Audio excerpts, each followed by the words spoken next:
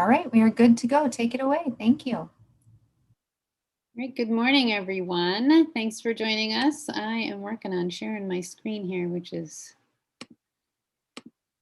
getting the best of me.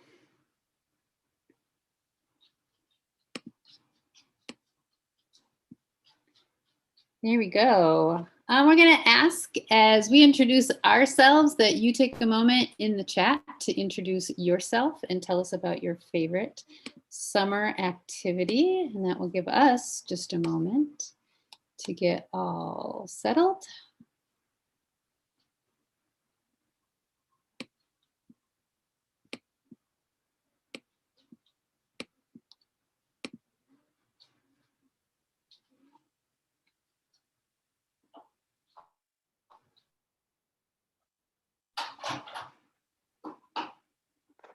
All right, I think we're all set. Megan, you want to introduce yourself?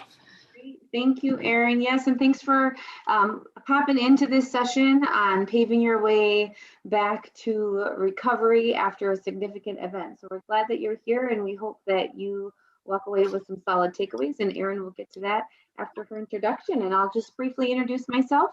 Happy to be here with you today. My name is Megan Gruss, and I am the Coaching and Evaluation Coordinator for the Metro Implementation Project.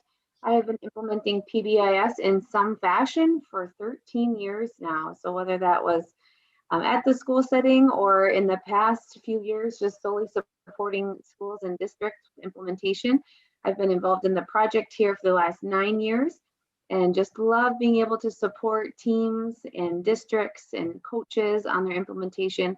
Super passionate about tier 2 and whole child work with my background in teaching and education. So glad to be here with you today, and I'll turn it over to Erin. Thank you, Megan. I'm Erin Inglis. I am the coordinator for the Northern region. Started out as an elementary teacher and have been working with pre-K-12 schools as a district coach, and now as a regional coordinator for the past several years. And again, just welcome. And it was great to see some of you pop in the chat. We have sleeping in, kayaking, going to the cabin. So I think we are ready for summer to enjoy all of those relaxing things to help us get rejuvenated for the next school year. So we're going to encourage participation from you. This is one of those sessions where we don't want you to just sit back and listen. We want you to engage by either unmuting your microphone and chatting with us, having your video on if you're comfortable with that, using the chat, and also the reactions buttons. If we have time at the end, we're actually going to go into some breakout rooms. So then that will be a time when you would definitely want to use microphones and have a conversation with some other colleagues from around the state. So we're going to start off learning just a bit more about you, and instead of having to read that chat like crazy, we're going to do a few polls to get a bit more of a sense of who's with us today so that we can structure our conversation to hopefully meet your needs as best as we can. So the first question is more about you. What is your role at your school site?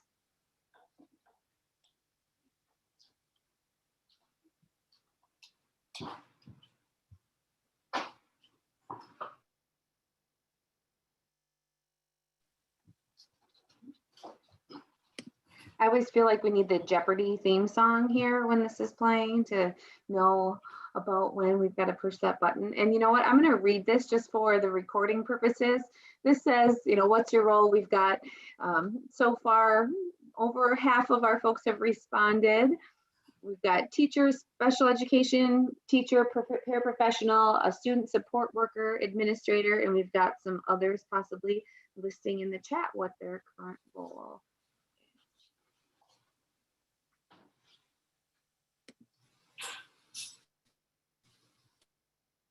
All right, we've got, I'm gonna end it because we don't have, we weren't getting any more in. We've got about almost half of you are teachers at your sites, and we've got another 33% that are support workers. So glad to see you here and the mix of others. So awesome, thanks for that. We got another one. In PBIS, on your PBIS team, what role do you play on your team? Are you an admin rep, a coach, Do you work with the data? Do you take notes, facilitate?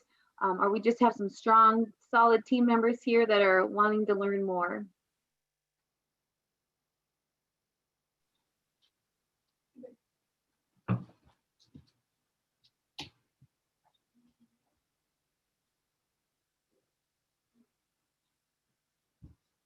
A couple more seconds for those of you to respond.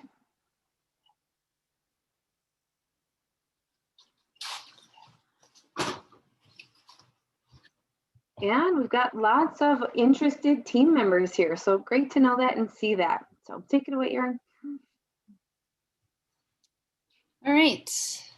Well, our goals for the day are that, I don't know, I can't.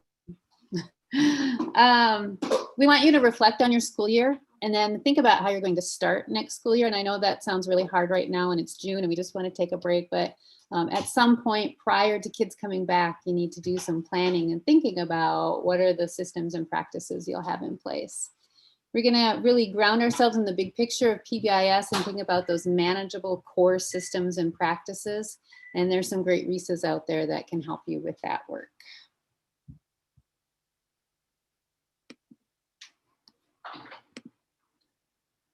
We first want to give a moment to you to really reflect and think where you're at with your PBIS implementation.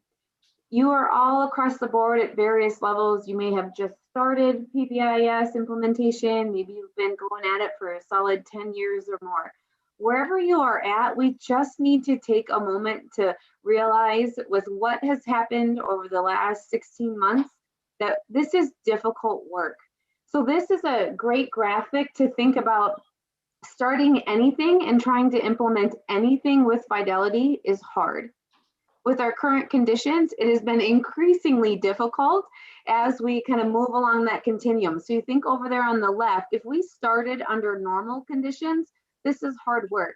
So very many kudos and props to you out there who have really just started this. Maybe you're in year 2 or year 3 of implementation. That's in the beginning and infancy stages of that initial trying to move to full implementation. And this is tough stuff. Even to keep going under current conditions is even harder. And then we think about if we were already doing this before, it's still hard. So we've got really, really difficult if we're starting new. It's even hard for those of you that have been doing it for 10 or even 15 years. So we just want to give space and time for that to realize this work has been difficult. We saw such amazing examples from our exemplars, but we want to own it and know it and showcase the fact that wherever you are at, this has been tough, and we give grace to all of you to knowing that we've got to start over and we need to start somewhere. And that's what we want to focus on today is where can we start? And when we think about implementation, we sometimes get overwhelmed and bogged down with what is happening, and we don't even know where to start. So as Erin pushes us to that next slide, there's a good visual to think about what are our options right now with where we are at, because we get stuck with all of this information and you've gone to this amazing summer institute. You've probably got loads and loads of ideas. We have to pause and we have to think about where are we going to get started with this work. Some of you are coming to the Institute to get re-energized. Some of you are here to listen to other stories and think about, hey, I'm doing a really good job. This validates where we are at as well because we've been doing some similar things. No matter where you are, we've got to somehow get started. And we get stuck sometimes with all of our options. So you can see over there on the left, we're not sure what we're going to do, so we just don't even do anything. We might come to an event like this and take a bunch of notes, but we get back to our team or back into summer mode and we kind of forget, so we don't do anything. Or we're on the other side, over on the right, like we must feel like we have to do it all, so we get completely paralyzed and can't do anything. So if you think about this option and where we're at, you know, if you're willing to be vulnerable and feel open enough to sharing in the chat, write that down. What sometimes if you get stuck, where you get stuck, is it because you're just not sure what to do so you don't do anything, or you're so overwhelmed by everything that you have to do that you can't get started either? Think about that and drop a note in the chat if you can, so that we can make sure that we validate where everyone is at in this process. So as you're thinking about where you're starting or where you're going to do your work, we have a very brief article that we are going to have you read. PBIS Practices, Pave Your Path to Recovery. I kind of wish they would change the title a little bit, because it just makes it sound like, oh, recovery, you know, and I think a lot of people automatically go to the pandemic. And what's interesting is I worked with a lot of schools in the North. They never did distance learning. They were in person all year. They maybe had some protocol changes, but they didn't have big changes. So I just want you to read this article and think to yourself that this could be coming back from anything significant that happened in your building, the loss of a staff or a student. Think of our Western states where the wildfires were changing communities. I believe John Beach is on here. A few years ago, his school, the snowplow came and took out their electrical grid, and they had to all go learn in churches for a while and then come back. So this is anything significant that changes the way your school functions and then trying to bring it back. So you're going to read this article, and I believe Megan put the link in the chat. And then once you complete the article, there's going to be a poll up. You're going to just answer the poll, and that's going to help us know when you're done and when we can move on with some conversation about what you read. Let us know if you are having trouble accessing that article as well. The link is in the chat. Our apologies. The PBIS apps website went through an overhaul just a few weeks ago. So if you are accessing these slides from what's posted through the Institute, that is going to be a dead link for you. So make sure you grab it from the chat. We will work to get that fixed.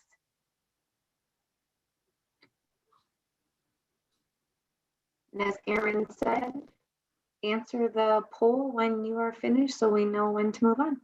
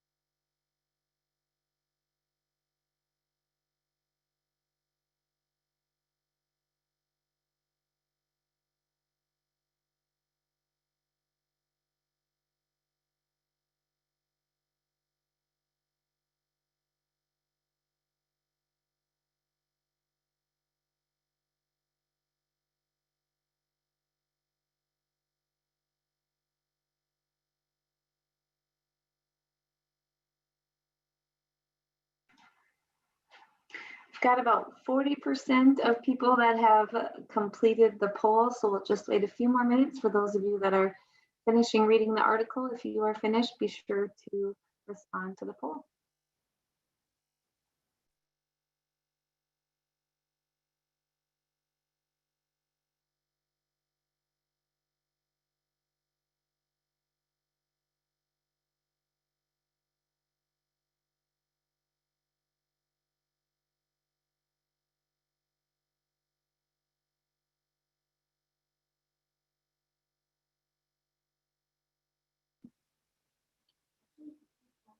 Hidden in the poll is actually a second question. So if you've responded, you could go ahead and put in the chat a takeaway from the article that you had, and that can help get our discussion going as people finish up the article.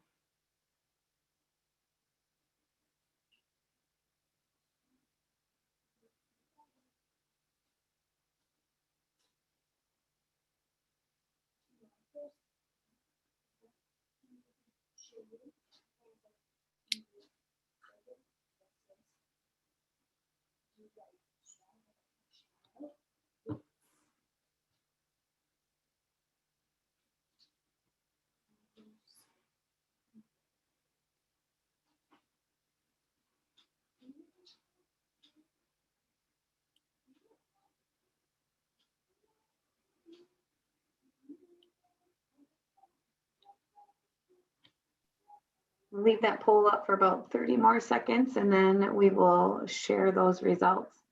Michelle, I love what you said there. We got to get organized. What is it that we're going to do? We've got to communicate a plan, share it out, and then just move forward. At this point, we know that PBIS is an evidence-based practice. We know that it's proven student outcomes over and over and over again.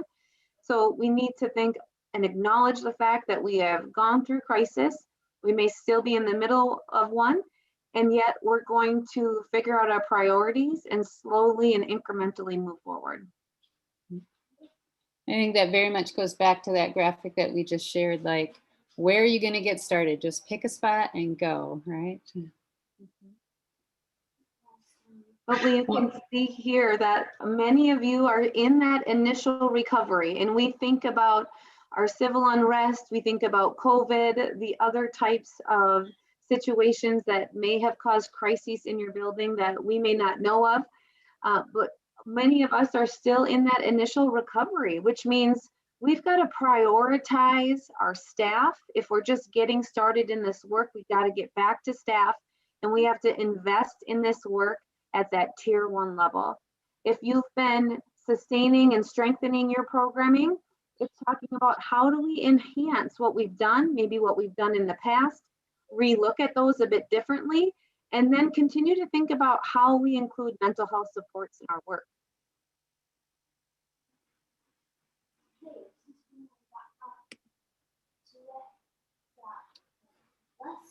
So as you look back over this year, that one of those final questions or prompts in that article was, what did you have to do to pivot this year and develop something new, a different protocol, a different process or procedure, and it was actually more successful than you thought it would be?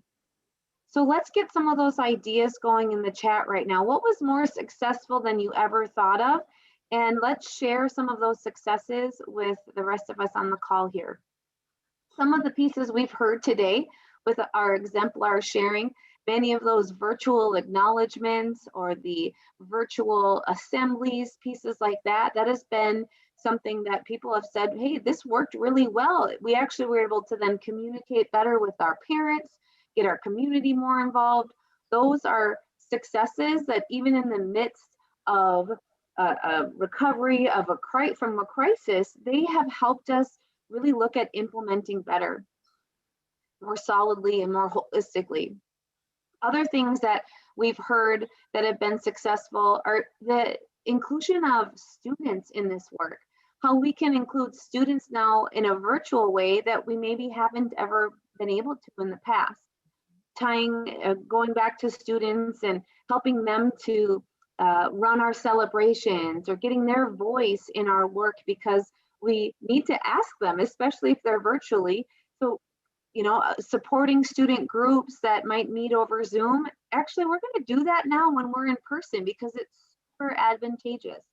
Or even schools that have been able to promote giving tickets and acknowledgments at the whoever is caregiving or taking care of the learning at home when it was in distance learning, maybe something that we want to do when we are full seat in person. And for those of you that maybe have been in person the entire year, you didn't really have to pivot too much. You've been able to see that even though we were able to be in person, we still had to change some things. We had smaller groups of students that were together. We needed to look at COVID safety protocols where people weren't touching pieces of our tickets, or maybe we weren't able to teach like we wanted to teach. We had to do it virtually. Lots of different ideas that we might take with us from this crisis or this time where we've had to really think outside the box. And we're going to take those with as we move forward with initial or in our initial recovery, or some of you that even said that you were in intermediate recovery. And thanks to Sarah, she said the virtual acknowledgements, and I've heard that a lot, like that really worked well for people.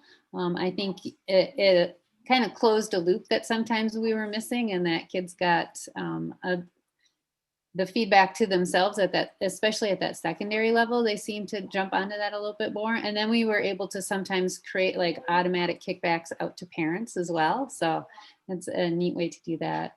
And Elizabeth says, be flexible, roll with the punches, things change all the time. Isn't that so true in education? I mean, obviously more so this year, but we really see how being flexible can be so important, but in our flexibility, still sticking to the things that work for us. So trying to find that balance in there.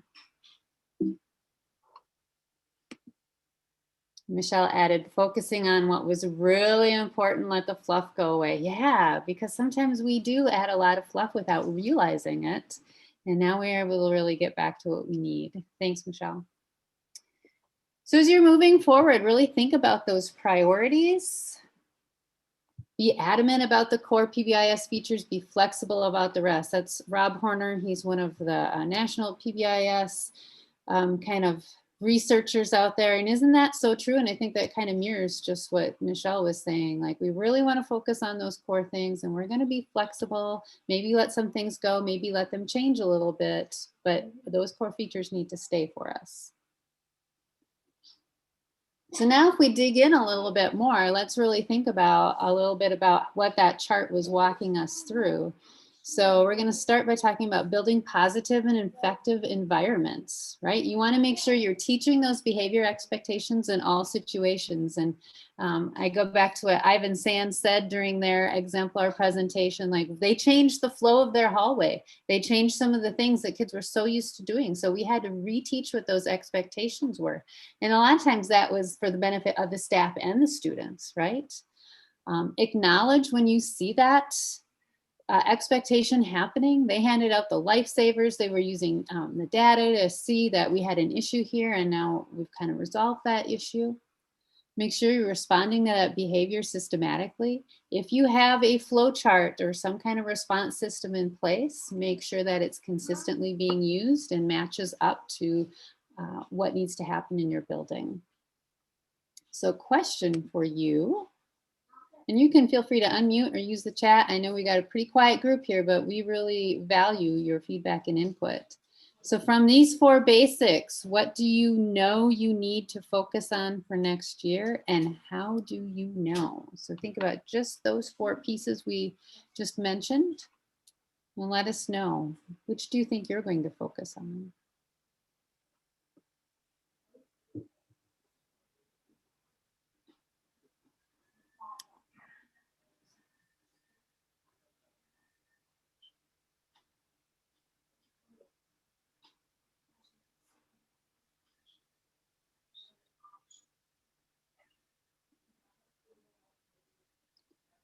I'm sure as you're all typing, thank you, Laura, responding to that behavior systematically. And I, honestly, at any time when I talk to teams, that seems to be the one where they're really always trying to get their staff to be consistent and really think about why behaviors are happening and how we respond to those. So that's a good one to always be looking at. Melissa We're said, gonna, in Monaga, we're gonna have to go back to the beginning with our behavior expectations and our modeling, because we had so many kids out for distance learning and so many kids coming back now. And so we're gonna really have to go back and teach those expectations from day one. yeah. And, you know, and knowing that you live in a smaller community, it doesn't matter how little or how big your school is, right? Kids need to know what they should be doing, and we need to start that right from the minute they walk in that building. Melissa says they're going to use data. Susan says teaching those expectations. Maria is revisiting expectations and acknowledgement. So a little bit of everything, right? And I honestly, as I would think about it, I think I would have a hard time kind of deciding between those three, but you might really use the data that you have to help make that decision. Thank you for those responses. That's very helpful. So we had to sneak this in there, even though it's not one of those 4 core things that you need to focus on as you reintegrate next year and reboost your implementation. We know that you aren't going to be able to implement anything well if you do not have a designated team.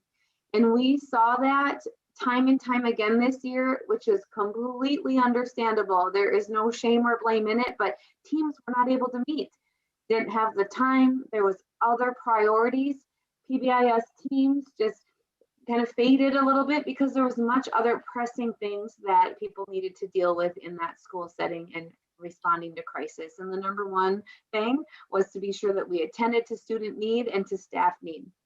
So as we get back to what 2021 and 22 is going to look like, just remember to pull your team together, and that you can assess whether or not you have a functioning team is number one. Let's do that and then really get to work. So if you need a resource, it is linked here in the slide. So pull that up. It's a PDF just to remind you of what does the team really need to do, who needs to be on our team, and what are our roles and responsibilities. We've got to go back to, do we have a solid team membership? We've got a good representation of our school. We've got roles and responsibilities assigned. We meet regularly. We want to be sure that calendar is put out in August or that those first weeks in September so that we can protect that time to meet. And we have a team that's truly invested in this work. It's not an administrator or a coach that's running with all of this work, but it's truly a team of teacher leaders that can support and encourage your entire staff to implement these practices well so that students can benefit and our outcomes improve.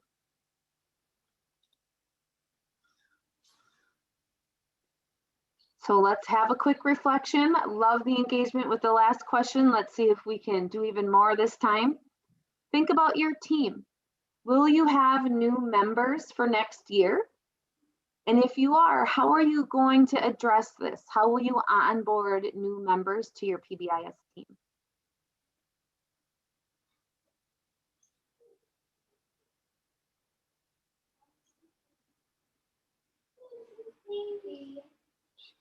Sure, we can pull up that PDF. Erin, would you be able to do that? Click on the link and show the teaming resource.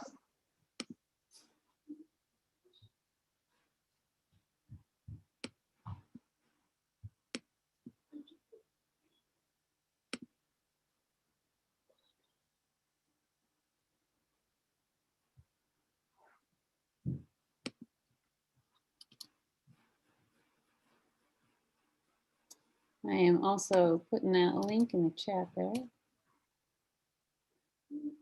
So really going back to the TFI and thinking about what is your leadership team? How does it function? What are each of the roles on that team? And then just making a commitment to be a part of those roles. So just good reminders and a good place for a team to start, especially if you're just getting back into things.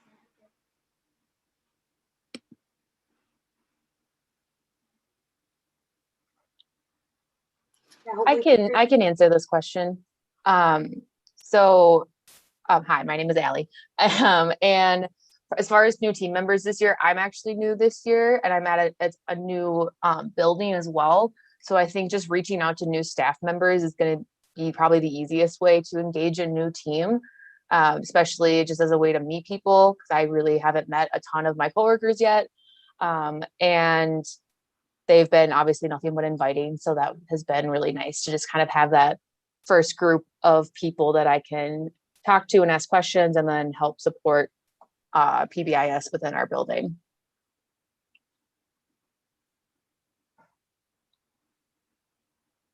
Thank you, Allie. I also see Michelle mentioned they don't have new team members, but they do have new staff.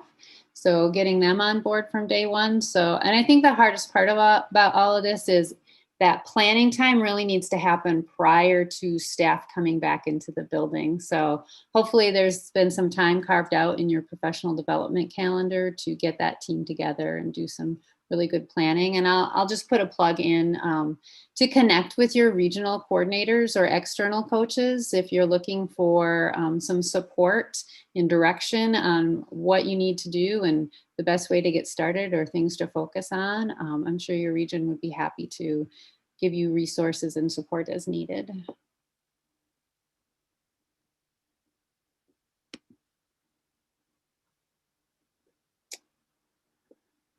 So now if we go back to maybe that's Megan's. I'm not going to talk now. You sure can. There's no problem at all. So let's go back to those 4. We obviously know we need to ground this work as a team, and we need to give time to make sure that we are functioning well. Once we have a functioning team, let's get to work on those 4 pieces. Some of you said 1 was where you need to focus on. We know that students and staff coming back for the first time in maybe a more normal way than it has been. We've got to be sure that everybody knows what our expectations are, and we've got a consistent way to teach those expectations. So that's tried and true what PBIS is. We are anticipating where there might be behaviors, and we're pre-teaching both behavioral skills and social skills before students have an opportunity for error. And we are consistent with teaching our staff what these behavior expectations are. And then this flows into how then they would respond if there are behavioral errors. So we need to be sure that we've got plans. We can't implement anything if we don't have a plan in place and people don't have common definitions for what this work is. So first off, get your plans for behavior expectations in teaching. And that includes more than just your kickoff in the fall. We know that those are super fun. Hopefully we can go back to some passport systems or stations, or we can really involve all of our members of our school community. Once we do that, we also need to map out a plan how we're going to continue to reinforce those behavior expectations. And maybe we need to adapt them a little bit. This year, some things have been adapted, and such as our distancing or continued hand washing. Maybe those are new expectations that are going to need to be in the place for next year as well.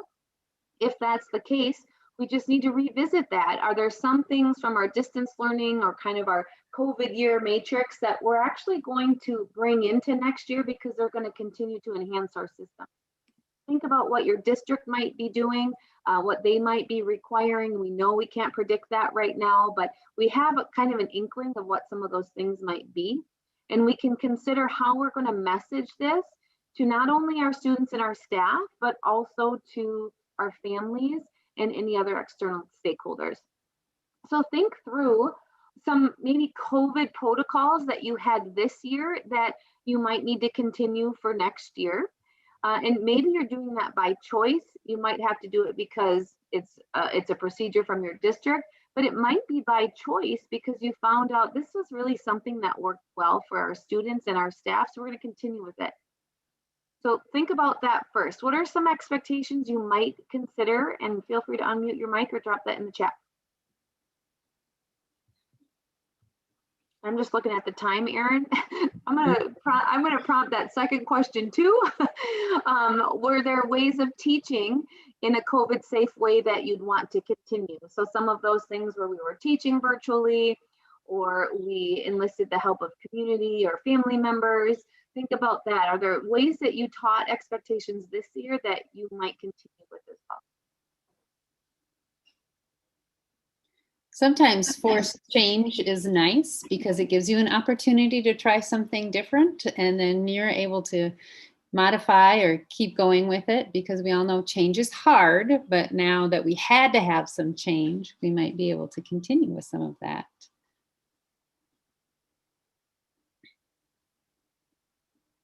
I think Well, I was just going to say, and two of these, we're going to prompt you with questions that you can place in the chat. We'd also encourage you to take these questions back to your team as you're planning for next year.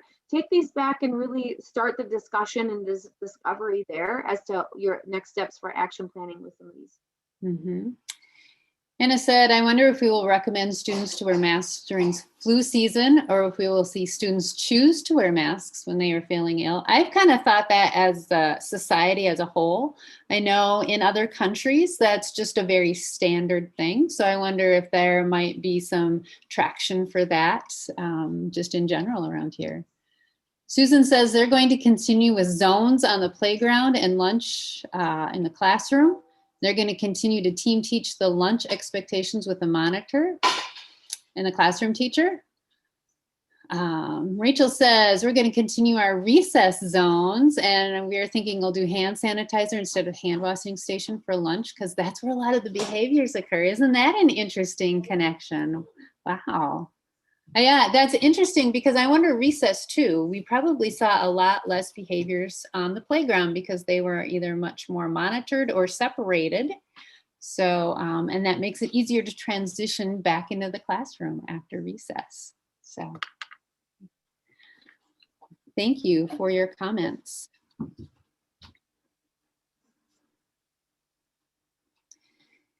Well, if we're going to teach expectations, that next step is to always acknowledge and give specific praise. So we really need to make sure staff have the tools to implement. And that could be as simple as, you know, we're going to stay virtually with our tickets. Do you have the technology to be able to do that? If we're using tickets, do we need to print more? Where are they? Where are we putting them? Always reminding of that 5-to-1 ratio and how important that is. And then with a reminder on that specific praise, right? We really want to look at the behaviors on our matrix and use that language to give that specific praise about what we see happening. And I think that that's always good things to do with our staff, so that it becomes embedded in what they do and it becomes part of their habit, as opposed to something they have to struggle to remember to do. So what have you done? What has worked to remind staff to praise specific behaviors? I heard a story as you're thinking about responding to that. A district did some coaching on their bus driver with their buses by sitting on the bus and just pointing out specific behaviors and praising those on the bus. And the drivers could just kind of hear that language and see really how simple it is. Once you know the language of the matrix, you can use that on your students. It doesn't have to be a really difficult thing to do.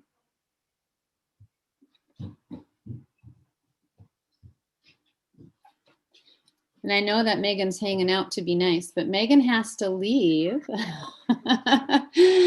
because her daughter has an event and she's a good mom and doesn't want to miss it. So thank you, Megan, for helping present this.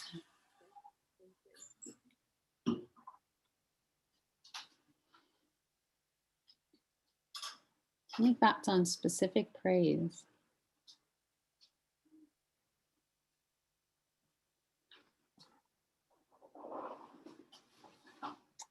I'm going to move us along just a little bit so that we can spend a couple minutes in breakouts, although some of you are maybe thinking, I don't want to do that much talking, but we'll do it anyway. Okay. So responding to behavior, and that was something that many of you mentioned, right? You wanted to really think about How are we going to get that consistent response to behavior? Relooking at flow charts. Are we documenting behaviors the way that we intended to? Is it going to look a little bit different now? And then there's some really nice resources in there to think about that continuum of response, perhaps using restorative practices, building in some of that SEL language to help build up that information with students. So really just thinking about what can we do as a team to help our staff have that consistent response to behaviors.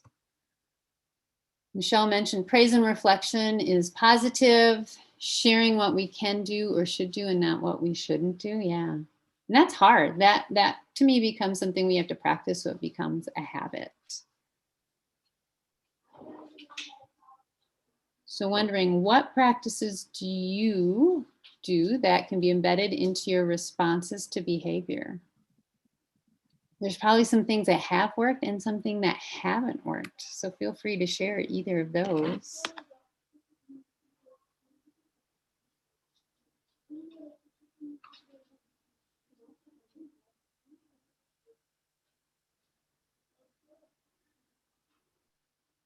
This is most likely the most common question we get from teams, or comment that this is kind of where they struggle with.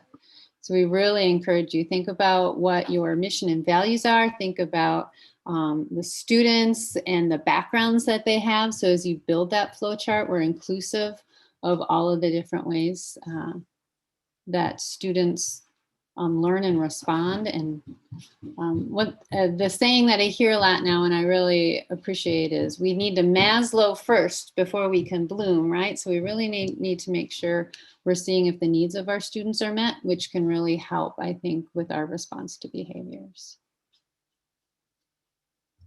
Susan says we need to continue to train and support staff on error correction. And Sarah says to ask restorative questions instead of constant corrections. That's great. But that's a struggle, I think, for staff. Like a lot of staff wouldn't know how to do that. And if this is one area where coaching, I think, is imperative, this is where we could put some of our time and energy into coaching. Low breathing, staying gentle and calm. Yeah, as adults, right, we have to remember it's not about us. It's about how do we support the student in changing their behaviors. And that can be hard when our hearts get elevated and we want to have a more forceful response than intended. Thank you for sharing, everyone. And of course, we're going to use that data. So continue to collect that outcome data, whether it's office referrals, attendance, looking at health office, student supports. I was so thankful that one of my child's teacher emailed me and said, hey, we noticed your daughter, she's going to the nurse a lot after lunch. Do you think something's going on? Like, they had that data to say it's, you know, consistently happening after lunch. Can we think about this? You know, so I appreciated their noticing it and then having that conversation about how can we get her back to the classroom rather than spending time in the nurse's office.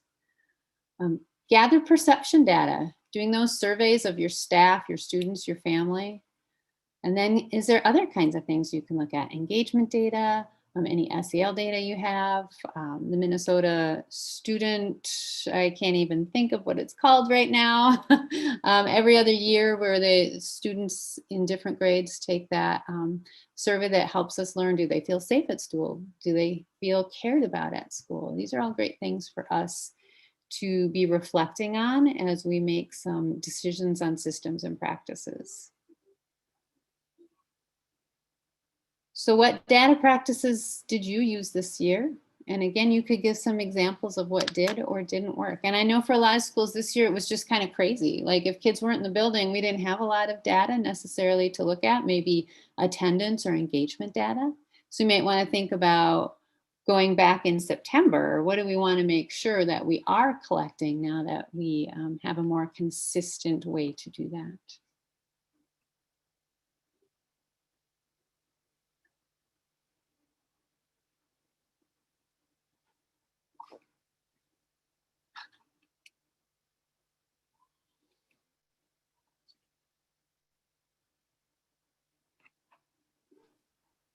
So I have a question. Yeah. So we were hybrid, I would say probably 95% of the year at the high school. It was really hard with buy-in and keeping the teachers on board as far as having something else to do besides managing all of the online protocols that we had to do. And so we kind of did, it's been actually refreshing the last 2 days to listen to some of the stuff that I've listened to at the seminar, because it made me think we didn't pause PBIS. We maybe didn't give out tickets because we were afraid of touching something and then giving it to them. But we still did the positive reinforcement in other ways with those who, if you joined a Zoom and you stayed within this many minutes in your Zoom, or if you got certain privileges, things that were not tangible, but we did, we did do some PBIS, but we don't have much data because, like, I didn't write one discipline this year. Not one. I did not write one referral. And I know that many teachers are in the same boat. We just didn't have the discipline because the kids who were in school for hybrid wanted to be there. The kids who did not want to be in school for hybrid were distance learning. And so how do we, and I don't know if other schools are in the same boat as us, but how do we reboot? How do we, when kids are back next year, hopefully, how do we, they're used to this hybrid model where they're at home doing what they want 3 days a week and 2 days in school, bare basics, bare bones, how, do you have any advice on that? I'm assuming other people must be in the same boat as we are.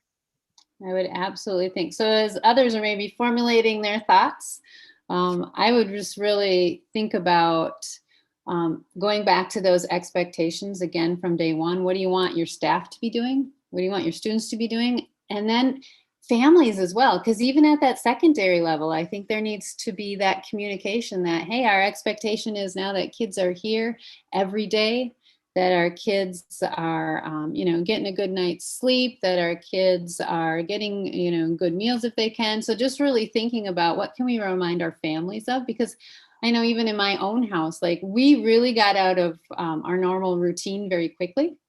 And it is hard to get back to that, but I think that's essential for getting our kids off to a good start. So if that's happening at home, then when they come in the building, having those routines in place right away and sharing what those are. So that might be a really good conversation with your staff too. Like, what are the things as soon as they walk in the door, we're going to be teaching them about and giving those acknowledgements around so that we know we're all on the same page and the kids know we're all on the same page. So picking some very clear basic expectations that we don't really want to give on, and then building on it as we go through the year, instead of stopping, boom, right with the full matrix that we had in place since, it's been many years since we've done PBIS training. So I think everybody wants it to be positive, but Yeah. If you have a matrix in place, I mean, I would look at that and make sure that those are still the things that you want to have there, and then really pick your priorities and move forward from that. Janet says, think about taking a TFI. So your team could think about taking a TFI to see where you want to do some of your action planning around. That's good advice as well. Any other school that want to share thoughts, or maybe they're sitting there going, yeah, we're wondering that too.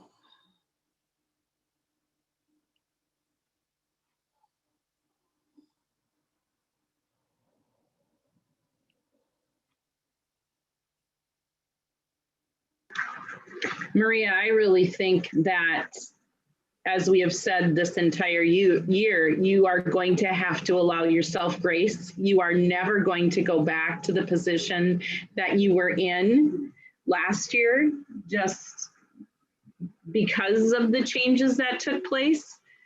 But even for you, having high school kids, reaching out to your student leadership, maybe your student council, maybe getting their input on what they feel is important as they come back. I agree. That is one thing that we have talked about that we for sure want to do, is bring in some of our MHS kids and student council kids and get their their thoughts on what they feel is important. How can they help us in this positive kind of restart? And I think that's great advice. That student voice is so important. Anna says, our building admin are holding meetings with grade level advisory reps to gain student feedback. So that would be another great way to do that. I mean, I certainly hope that that's a lot of what admins are thinking about. Like coming back in August, we have to give staff time to really plan and think about the best ways to get kids back in and on into those routines. So I really encourage systems to allow time for that.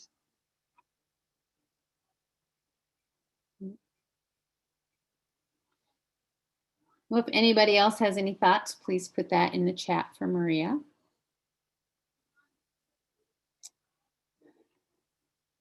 So again, thinking about those priorities and moving forward, you really want to plan how to implement those with your school community.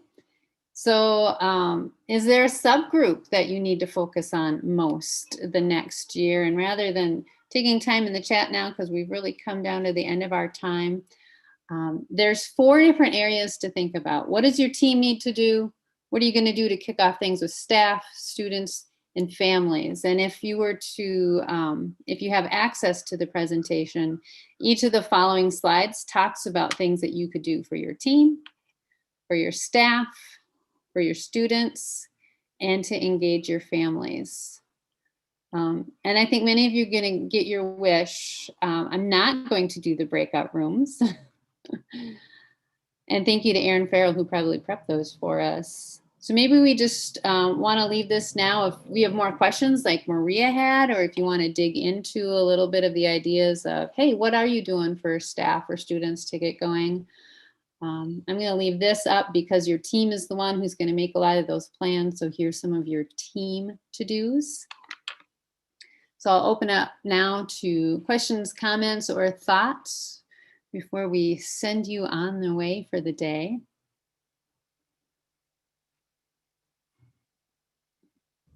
Thank you. Yes, thank you for attending. I appreciate the engagement from everyone. And again, these will all be posted and you will have access to the slides and the recordings. So if you missed anything or you want to go back, you can do that. I'm just going to click through some of these. Our contact info is there should you need that. And then just a reminder, make sure you fill out that feedback survey. The link is in the chat. And once again, get in touch with your regional coordinators if you have any other questions or would like some more support with your implementation. I know all 3 regions have some August trainings planned for all the different cohorts.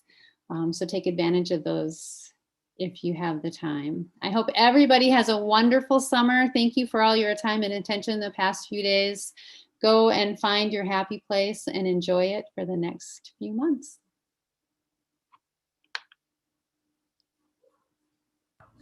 Thank you, Erin. Mm-hmm. Stop.